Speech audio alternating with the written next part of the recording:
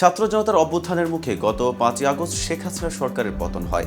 শেখ হাসিনা বাংলাদেশ ছেড়ে ভারতে পালিয়ে যায়। এরপর ৮ই আগস্ট নোবেলজয়ী অর্থনীতিবিদ অধ্যাপক ডক্টর মোহাম্মদ ইউনূসের নেতৃত্বে অন্তর্বর্তী সরকার দায়িত্ব নেয়।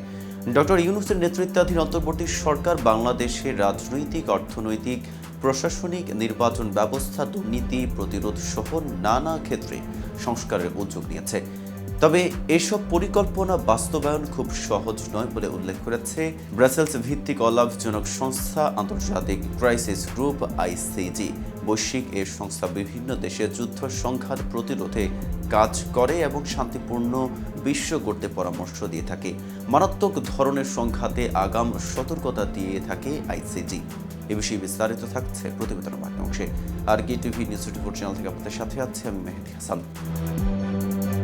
অন্তর্বর্তী সরকারের ১০০ দিন উপলক্ষে আইসিজি গতকাল বৃহস্পতিবার রাতে নিউ এরা in Bangladesh the first 100 days of reform শীর্ষক প্রতিবেদন প্রকাশ করেছে।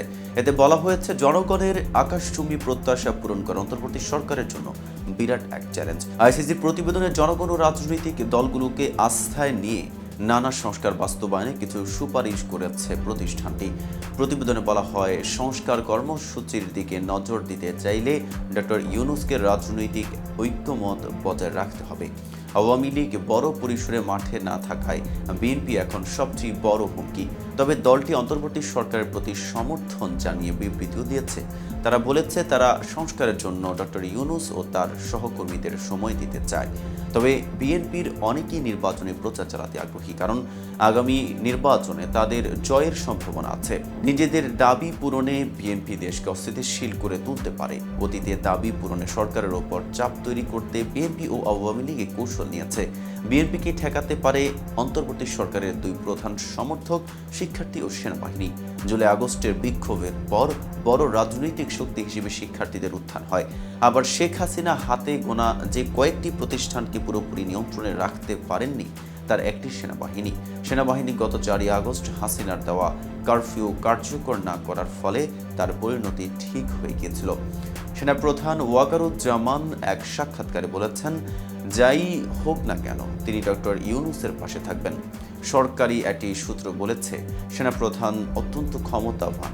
তিনি তার ক্ষমতা দেখান না, তবে কোনো না কোনোভাবে তিনি এই সরকারকে টিকিয়ে রেখেছেন। শেখ হাসিনার পতনের মধ্য দিয়ে ইসলামপন্থীদের, বিশেষ করে জামায়াতে ইসলামী ও হেফাজতে ইসলামের প্রভাব বেড়েছে। শেখ হাসিনার বিরুদ্ধে আন্দোলনে ইসলামপন্থী পক্ষগুলো গুরুত্বপূর্ণ ভূমিকা রেখেছে।